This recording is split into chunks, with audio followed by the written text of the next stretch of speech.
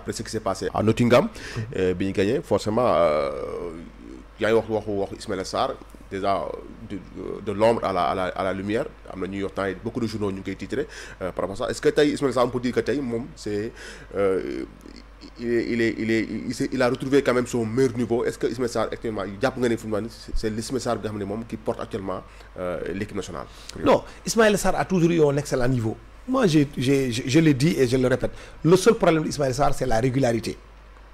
Xam nga da ngay def tey jii ne match XL nga ñëwaat mu am flop loolu ça peut arriver c'est ce problème que Ismaïla Sarr problème de régularité la am da ngay parce que quand même Coupe d'Afrique bi qu'on n'oublie pas. Moi, s'il y a des joueurs qui m'ont impressionné, c'est Sadio Mané lors de la dernière Coupe d'Afrique bi ñuy gagné. Mais s'il y a des joueurs qui m'ont impressionné aussi, c'est Abdou Diallo. Des joueurs qui m'ont impressionné, c'est Salif Ciss. Mais les gens oublient cet débordement côté gauche. Mais s'il y a des joueurs aussi qui m'ont impressionné, c'est Ismaïla Sarr.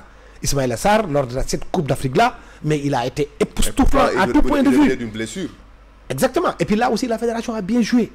Ils ont tout fait, Aliou Cissé a tout fait pour que ce joueur qu'il soit maintenu. On l'a amené def lu ñu war a def yëpp ba boy bi ñëw. Donc xam nga tamit nag yenn saa yi là aussi c'est nous, nos confrères. Gis nga je l'ai dit, on est moins chauvin. Soutenir Ismaïla Sarr baax na souvent qu'on fasse des papiers sur comme par exemple portrait am di wax ci moom lu baax da koy gën a kii il se sent aimé dans son propre pays.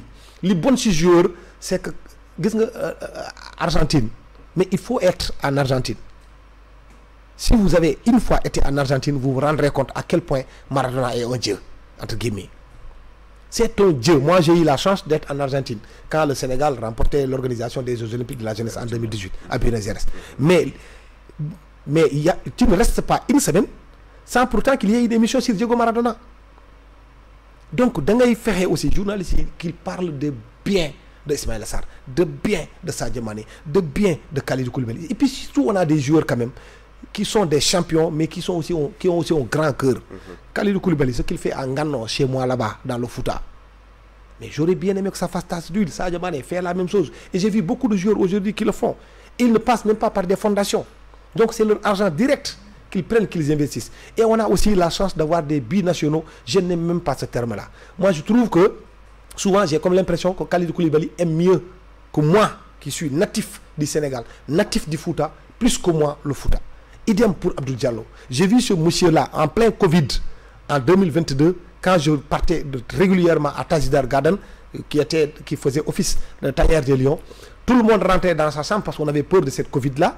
Mais lui, il était là. À un moment donné, moi, j'avais peur qu'il chope le virus. Mais bima ñëw si moom ma ne ko mais Abdoul, mais pourquoi toi tu ne fais pas comme les autres là yow doo dugg sa néeg nga dem ci mu ne ma non Ablaye, moi je me cherche, il faut que je reste en contact parce que même les gens qui étaient là-bas ñii nga xam ne ay jardiniers lañu ñii dañuy arroser ils venaient ils prenaient des photos avec tout le monde. Donc il y a cette chaleur là yoo xam ne moom amu ko woon fële boo amee binational bu mel ni Kalidou Koulibaly. C'est un capitaine remarquable.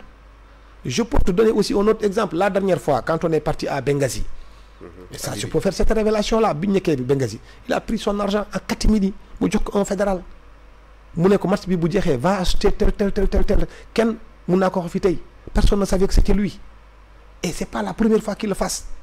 Ndogu dafa jot tout le monde, les joueurs, l'encadrement technique, même les gens qui étaient venus ici, les Soudanais, tout le monde venait prendre. C'est lui qui a fait ce geste là. Donc boo amee ay joueurs yu mel noonu baax na nga wax ci ñoom pas seulement sur le football mais nga wax aussi d'autres aspects sur lesquels, parce que il ne faudrait pas que suñu joueurs yi am l'impression que nous on les déteste. ñu bañ a yem juste sur l'aspect sportif. Exactement. Okay. Donc il y a d'autres choses qu'ils font. L'aspect sportif est primordial. Ouais. Mais il y a aussi d'autres aspects yoo xam ne baax na souvent ñu leen koy relever suñu defee ay match yu baax aussi ñu leen koy relever di wax ci ñoom di leen ñaax di wax ñu moom ci bien. Regardez, mais nous tous nous regardons les chaînes de télévision françaises. Même si vous regardez la Premier League en Angleterre, il suffit qu'un joueur français fasse une passe, mais tu entends ça partout. Mais je vous assure, moi j'ai vu Modric faire une passe, mais ça a fait le tour du monde. Cette passe-là, j'ai vu Sadio Mané faire la même passe. La même passe, exactement la même chose. Sadio Mané, vous vous souvenez de ce dribble-là quand il a mis dans le vent Neuer, puis Liverpool du Dorki, contre-orienté, quand il tourne le dos vers toi.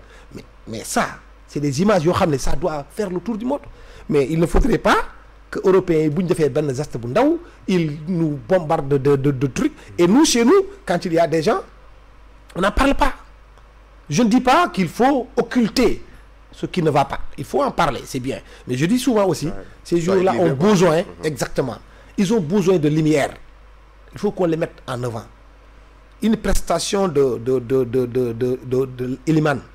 Mais pendant une semaine, on devrait en parler. À la télévision, à la radio, sur les sites internet. Il faut qu'on en parle, qu'on le valorise.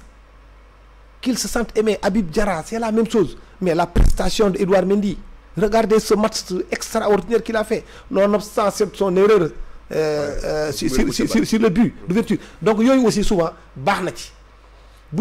Parce que moi, j'ai été toujours contre, même à Sud Quotidien, je le dis. Non, on est dans un pays où le train n'arrive jamais à l'heure. Mais on nous dit en même temps dans notre corporation, non, nous, le train qui arrive à l'heure ne nous intéresse pas. Dès l'instant que tu es dans un pays où le train n'arrive jamais à l'heure, mais s'il y a un train quand même qui arrive à l'heure, parle-en. Au moins, tu dis au moins, bi pas bon, train bi ñëw na à l'heure. Gars yi kontaan tuuti. C'est ça, maintenant nag boo waxee ci man lu baax fii tey ëllëg ci biir ma passé à côté. Donc le joueur ne pourra pas te dire ah mais écoute hein, Salif Bi la dernière fois quand même il a parlé vraiment de bien de moi.